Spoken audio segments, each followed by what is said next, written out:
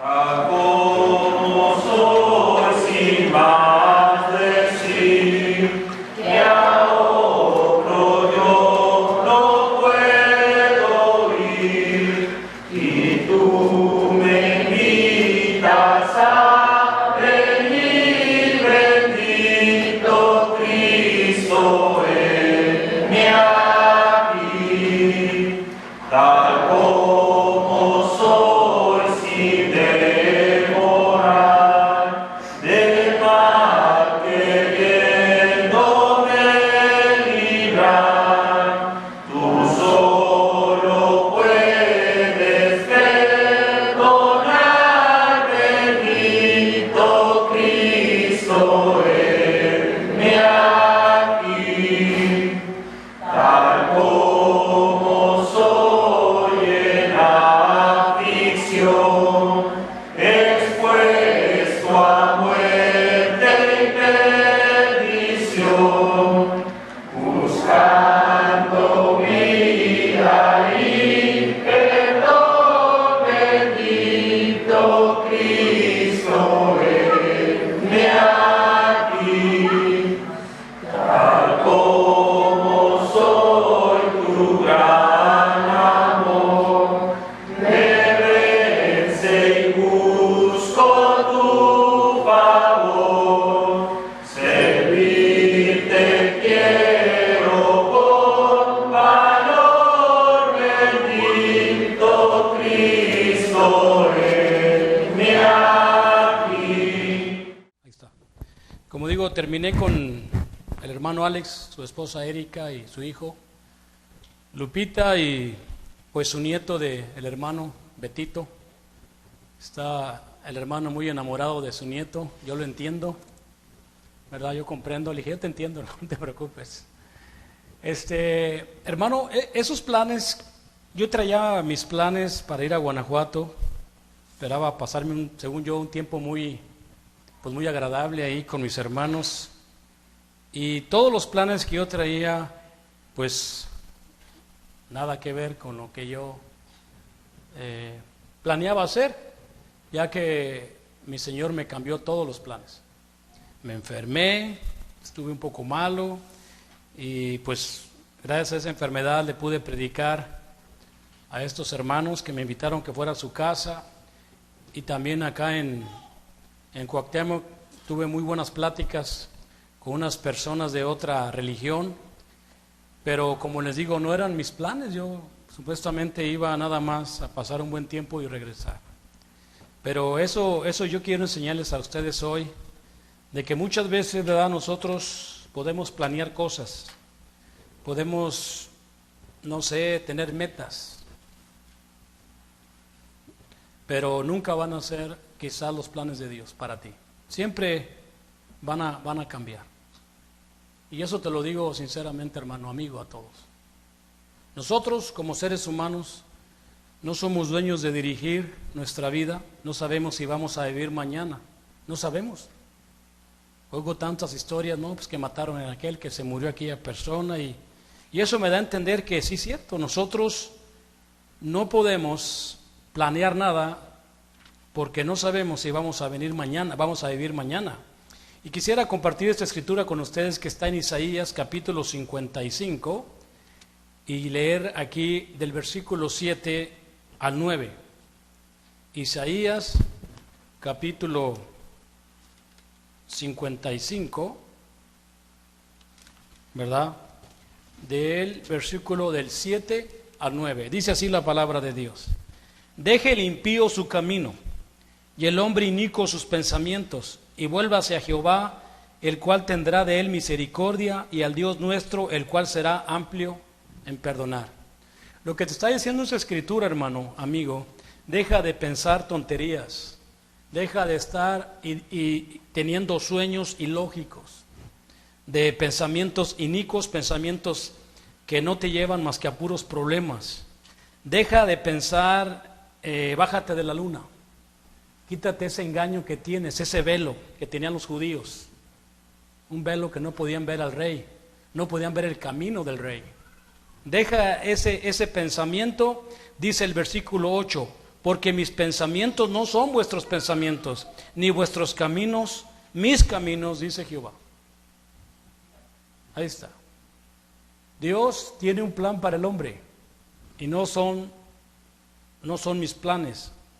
Dice el 9, como son más altos los cielos que la tierra, así son mis caminos más altos que vuestros caminos, y mis pensamientos más que vuestros pensamientos. Muchas veces, como digo, nosotros no queremos aceptar la voluntad de Dios. Y cuando hablo de la voluntad de Dios me refiero a todo lo que es después de la muerte, sepultura y resurrección de Cristo. No queremos aceptar esa crucifixión, no la queremos aceptar. No queremos aceptar la muerte, no queremos aceptar la sepultura, menos la resurrección. No queremos vivirlo. Siempre queremos buscar nuestra propia voluntad, que ese no es el propósito. La palabra de Dios nos dice que Dios hizo esta creación en vanidad, sin ningún propósito, y lo hemos leído de muchas maneras.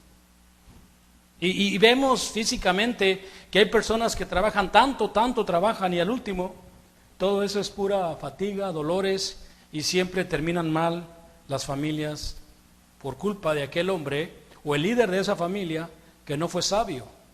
Hay muchas personas que no ponen a Cristo como el que vaya adelante.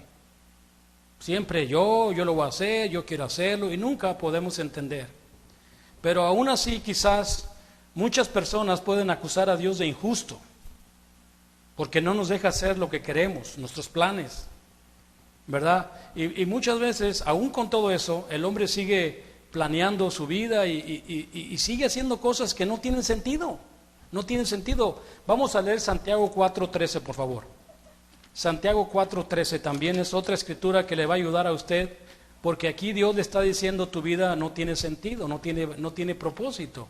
En Santiago capítulo 4, versículo 13, dice así la palabra de Dios. Santiago 4:13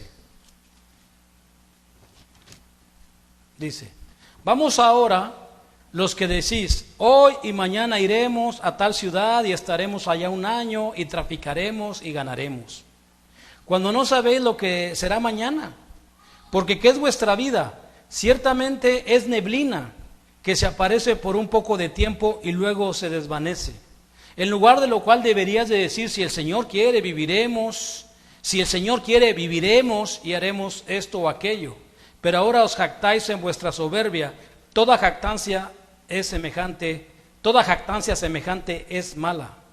Ahí está otra escritura donde el Señor nos acusa de una soberbia, de una altivez, donde creemos que nosotros somos o tenemos dominio de nuestra vida y podemos controlar nuestro futuro, cuando eso es mentira. Es mentira. Yo me canso de predicar el evangelio a unas personas ahí, gente ya de edad, le digo: escuchen el evangelio, escuchen la palabra de Dios. Jesucristo dijo: el que cree en mí no verá muerte, mas pasará de muerte a vida eterna. Con todo eso, parece ser que no les llama la atención.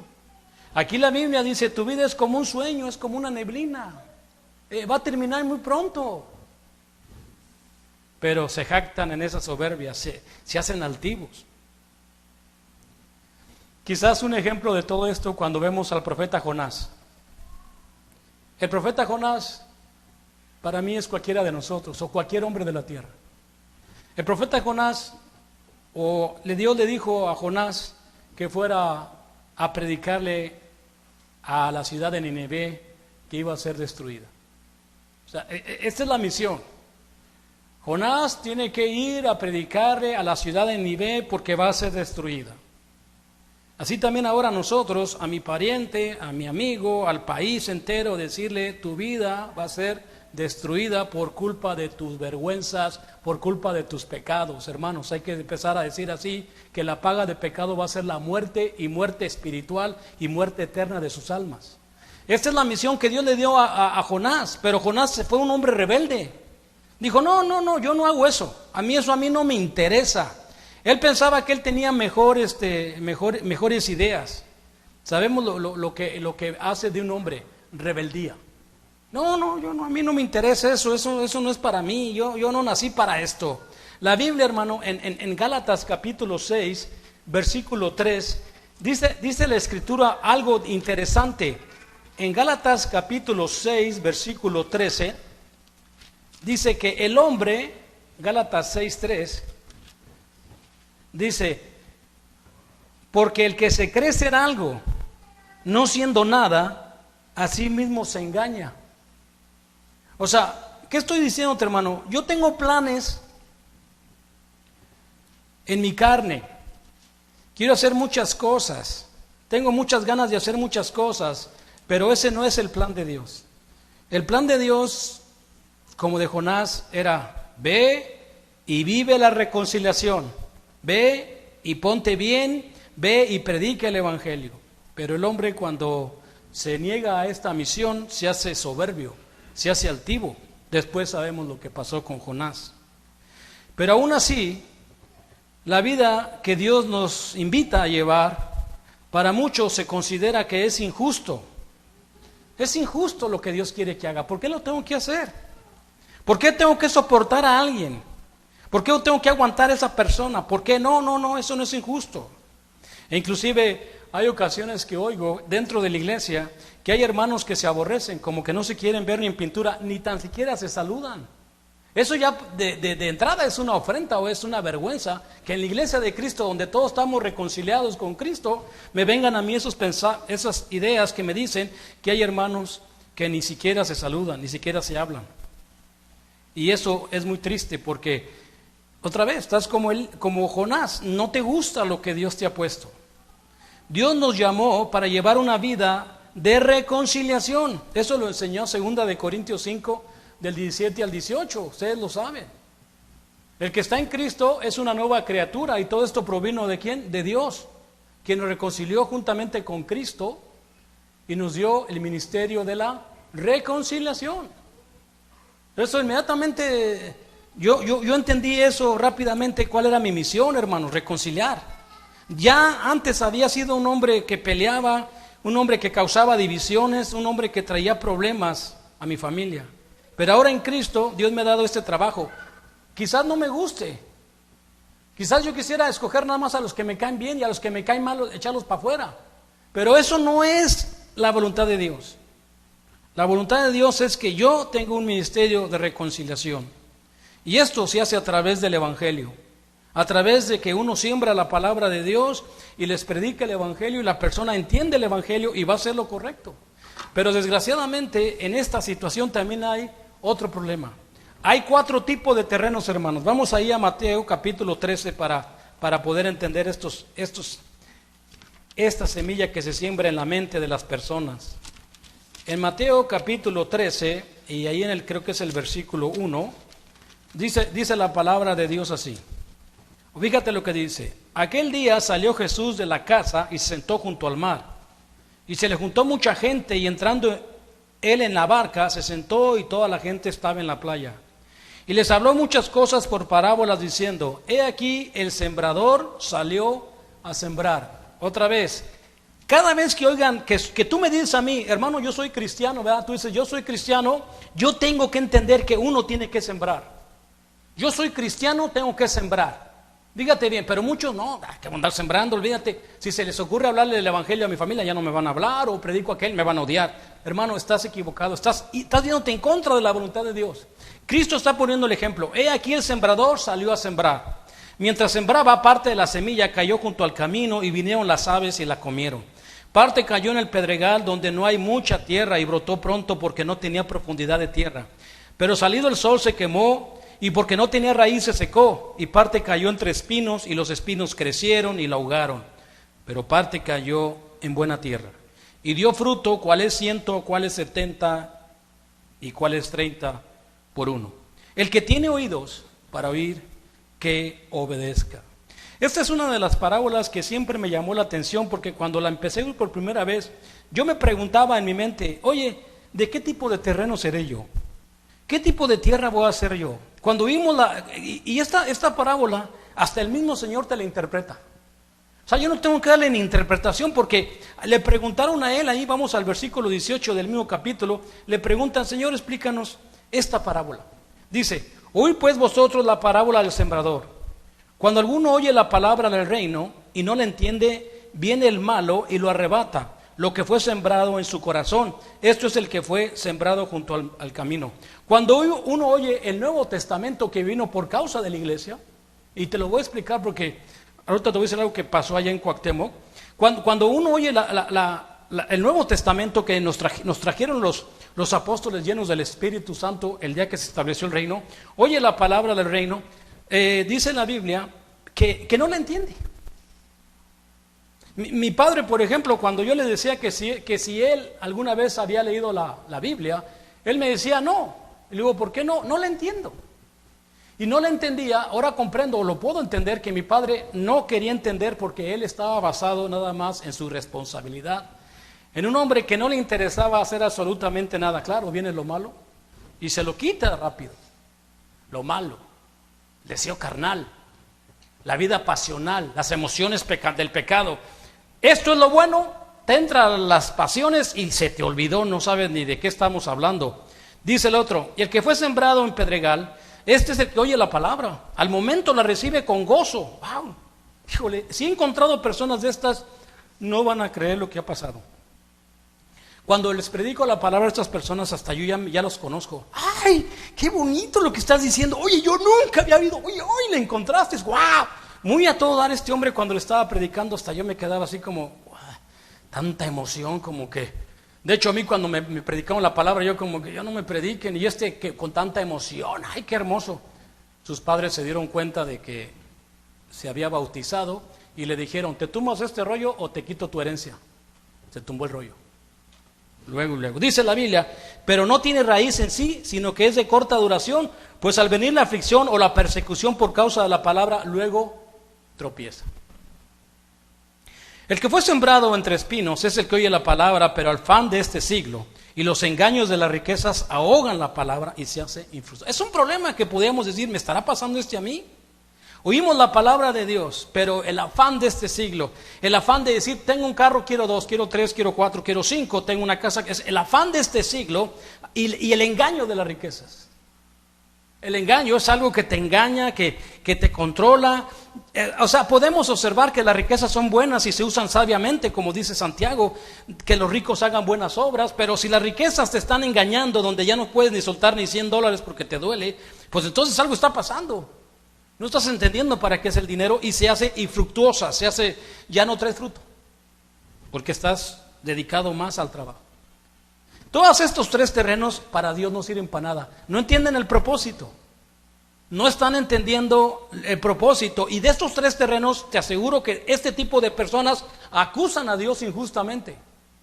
Acusan a Dios injustamente y fueron los mismos que dijeron, ay, pero ¿cómo es posible que Dios haya echado para afuera a Adán y Eva porque se comieron un frutito?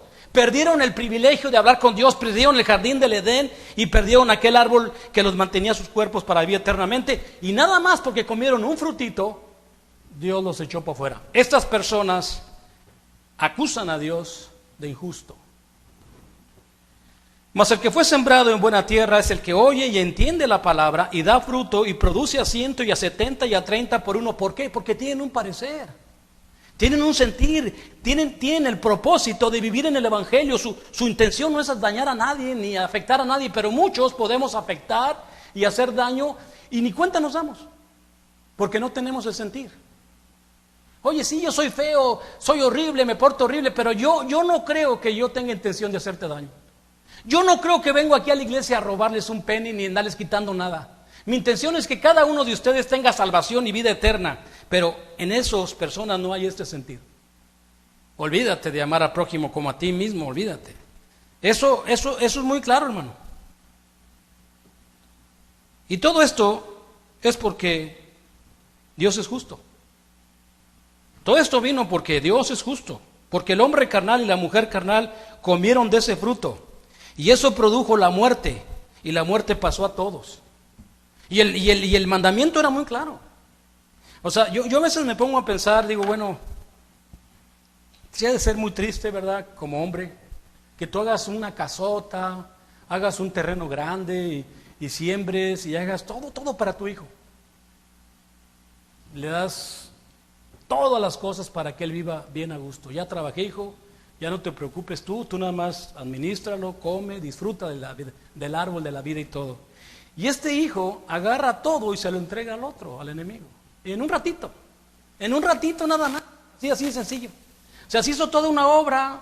Dios sacó de la materia que estaba toda desordenada y vacía, hizo algo bueno, puso el sol, las estrellas, puso un precioso paraíso. Me imagino que había sido un lugar precioso.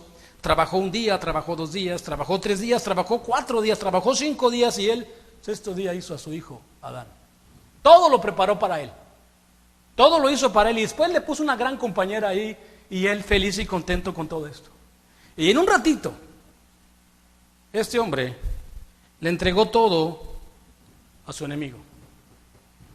Digo, hermano, si somos sinceros y honestos, estos hombres o este par de individuos debían ser muertos. Los dos tenían que haber muerto. Esta es la ley, señores, mueres por tu pecado. Sin embargo, lo que hace Dios en su ira de destruirlos, ¿sabes por qué yo pienso que no los acabó? ¿Por qué no acabó con todo? Porque estaba pensando en ti. Pero no los acabó y volteó y miró una borrega, un animal y lo sacrificó, derramó sangre. ¿Sabes cómo se llama esto, hermano? Se llama gracia. Pasar por alto las ofensas que hemos cometido. Adán y Eva se comieron un fruto. Tú y yo, si nos ponemos a pensar, nos hemos comido casi todo el árbol. Nosotros sí estamos peor que ellos. Y tú me dices a mí, no me gusta lo que Dios es, eso es injusto lo que me está pidiendo. Bueno, tú podrás pensar que es injusto y lo puedes acusar de injusto, pero quiero decirte una cosa, que es justo. O sea, trajo el ejemplo, dijo, esto es justo, que venga mi hijo y les enseñe a vivir. Que venga mi hijo y que sigan sus pisadas porque esto es justo. Yo le estoy dando una segunda oportunidad al hombre carnal, que cambie, que haga lo correcto. Muchas veces llegan personas a mí y ya están divorciados de una vez, ya se habían casado, ¿verdad? Y ahora se vuelven a casar. Dejaron allá una familia por su insensatez, por su falta de sabiduría, perdieron su primer matrimonio. Y cuando vienen a mí le digo, esta vez haz lo correcto. Dios te dio una segunda oportunidad que la debes ¿de qué? Aprovechar.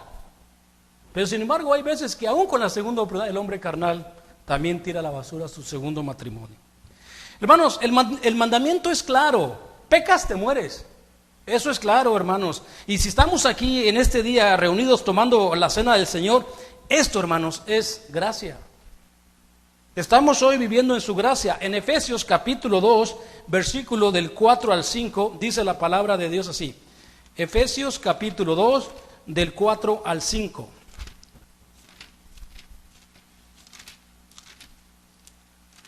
Dice, pero Dios, que es rico en misericordia, por su gran amor con que nos amó, aun estando nosotros muertos en pecado, nos dio vida juntamente con Cristo, porque por gracias sois salvos.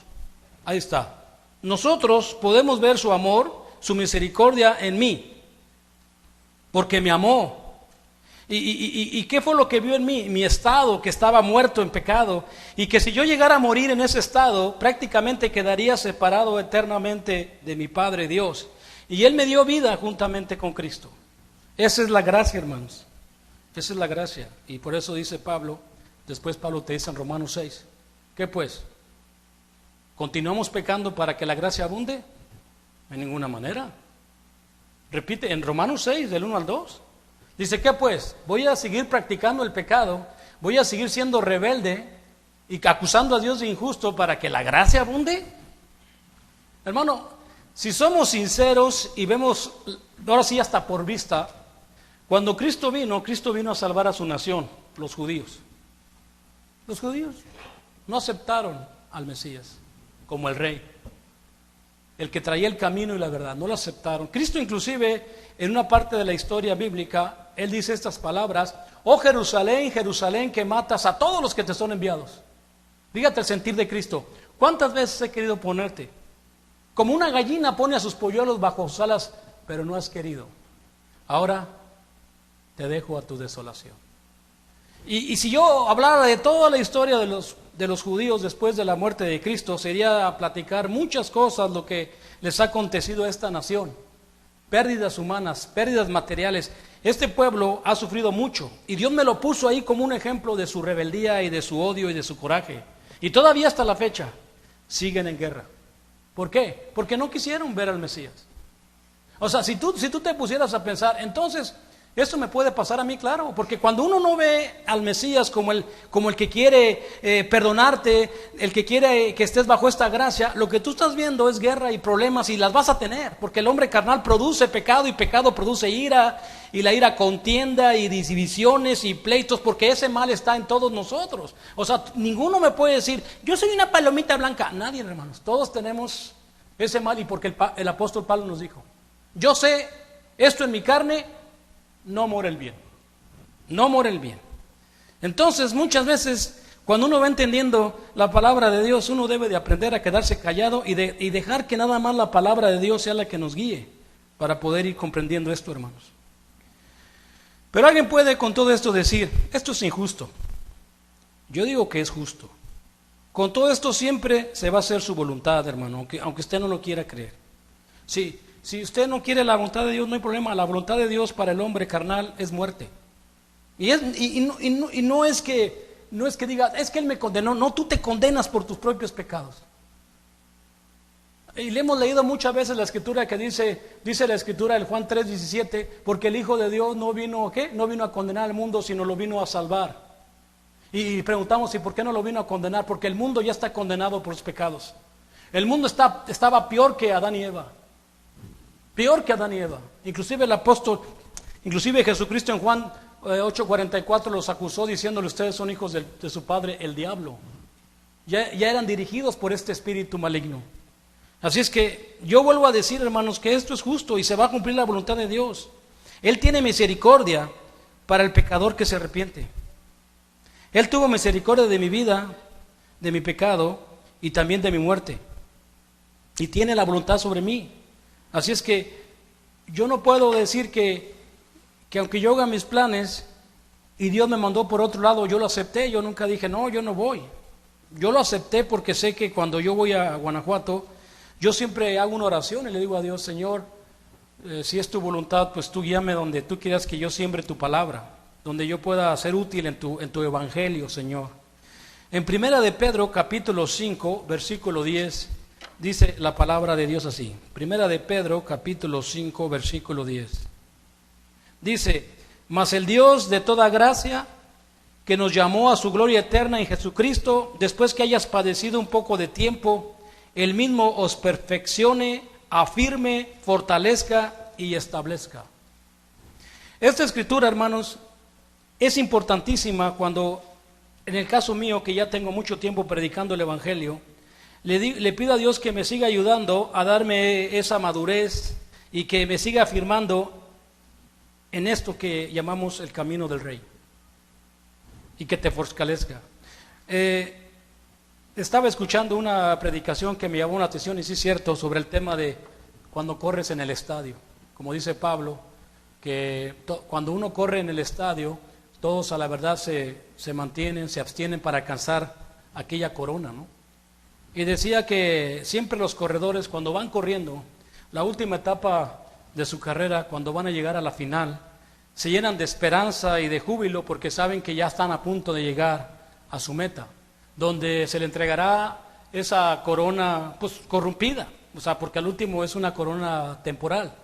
Entonces, nosotros también podemos ver en esta escritura que Dios, cuando nos ha llenado de su gracia o ha pasado por alto mis faltas, Él mismo algún día me va a ayudar a alcanzar esa madurez y que me afirme y me fortalezca y me establezca por lo cual he estado predicando por mucho tiempo, hermanos.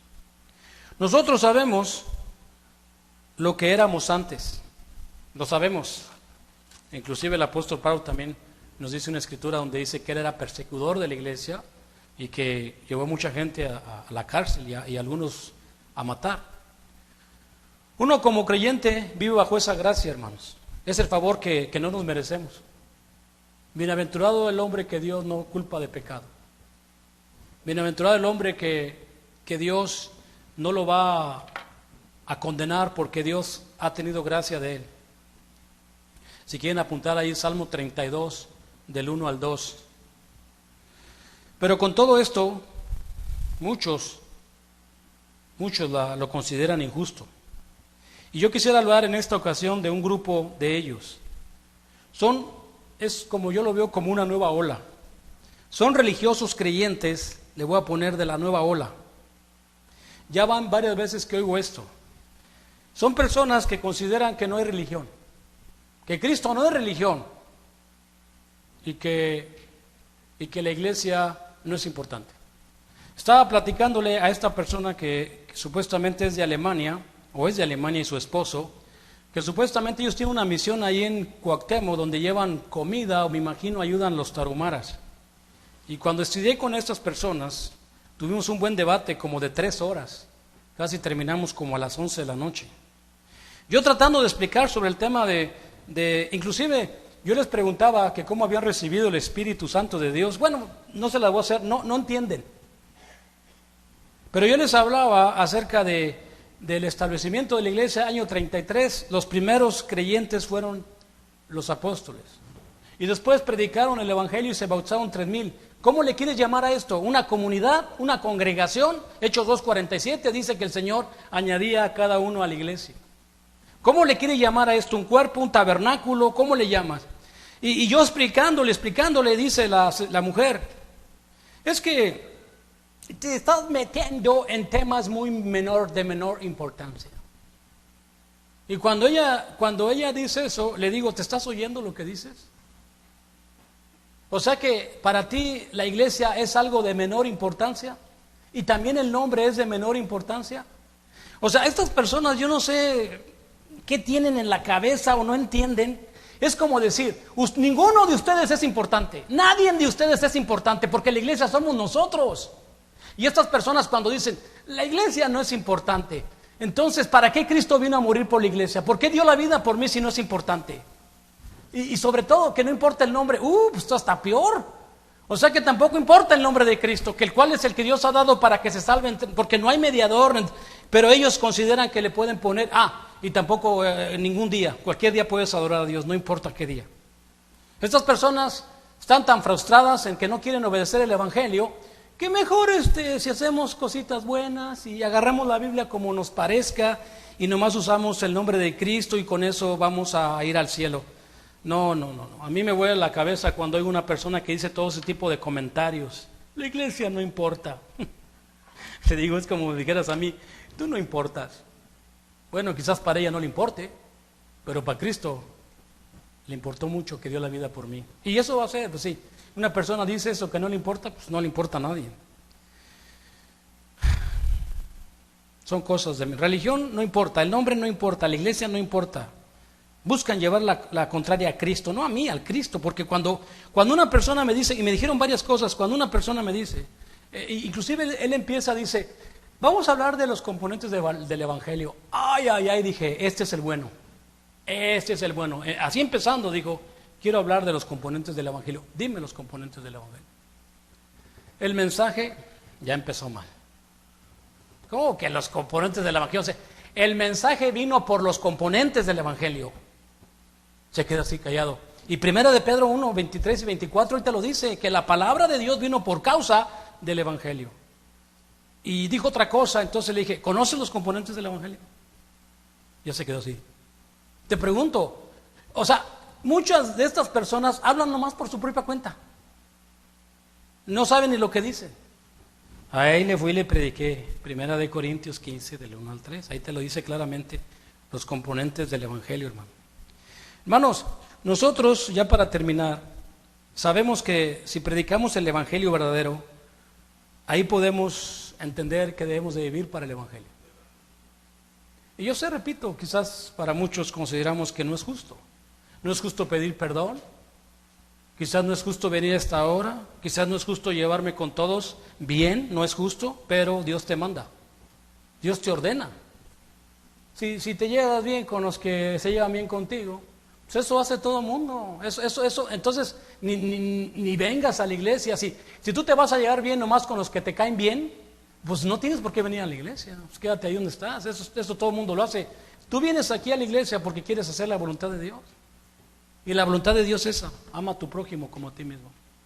Y sobre todo a los más, dice, y sobre todo a los más piquis, más todavía. Hermanos, la gracia de Dios es condicional. Vamos a ver qué dice Gálatas 5 del 4 al 6 ya para terminar. Gálatas 5 del 4 al 6.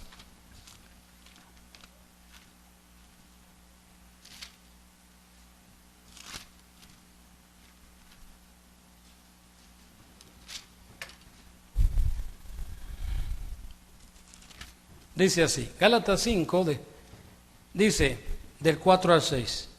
De Cristo os desligasteis los que por la ley os justificáis. De la gracia habéis caído, pues nosotros por el Espíritu aguardamos por la fe la esperanza de la justicia. Porque en Cristo Jesús ni la circuncisión vale algo, ni la incircuncisión, sino la fe que obra por amor. Si yo sigo la ley, porque está hablando de la ley del Viejo Testamento, pero ahora ¿cómo la aplicas a mí? Mi ley carnal, lo que dice mi carne, mis pensamientos, mis ideas, mis justificaciones, lo que yo digo, lo que yo crea. Si yo me baso en esta ley, entonces del Evangelio me desligo, me voy para afuera. Si yo sigo en la carne, entonces dice el 5, nosotros por el Espíritu que Dios nos dio, aguardamos ese Espíritu por fe, la esperanza de la justicia, Cristo. ¿Es justo lo que hizo Cristo? Sí, pues entonces practícalo. Hemos leído siempre que nosotros debemos de tener dos formas de crecer: en el conocimiento y en el poder de su fuerza, que es el amor. ¿Por qué?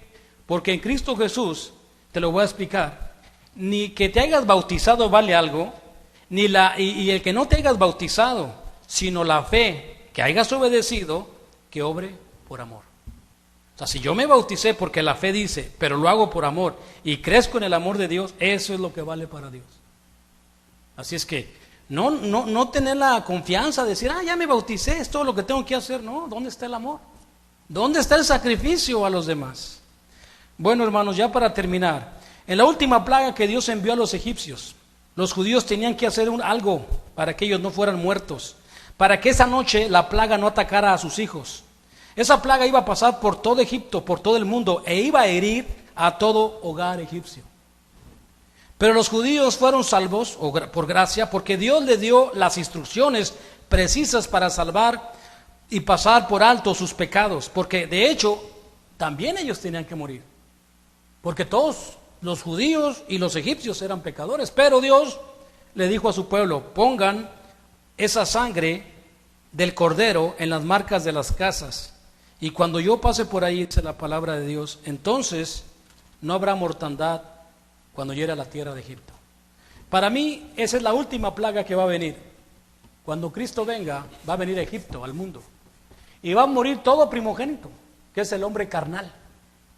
¿Por qué? Porque no has obedecido el Evangelio, no te has lavado tus pecados con la sangre de Cristo. Y cuando Cristo venga por segunda vez, donde vea tu casa, no vas a tener la señal. Esa es la última plaga, donde va a morir también todo primogénito, o sea, el hombre carnal. Esta es la invitación que te hago, hermano y hermana y amigo. Si no has obedecido el Evangelio, yo te pregunto, y siempre me gusta preguntarles cuando estudio con una persona, ¿por qué no has obedecido el Evangelio? Dame una razón. Si hay una razón más fuerte, yo me voy contigo, nos salimos de la iglesia. Si hay otra razón mejor que obedecer la voluntad de Dios, el cual quiere que tú seas salvo, pues dímela, pero no la vas a encontrar en la carne, no hay nada. Son puros problemas. Así es que te invito a que pases al frente, que tengas esa fe, esa convicción, y confiesa a Jesucristo que Él es el que vino al mundo a dar la vida por ti. Mientras entonamos este himno de invitación, vamos a ponernos de pie.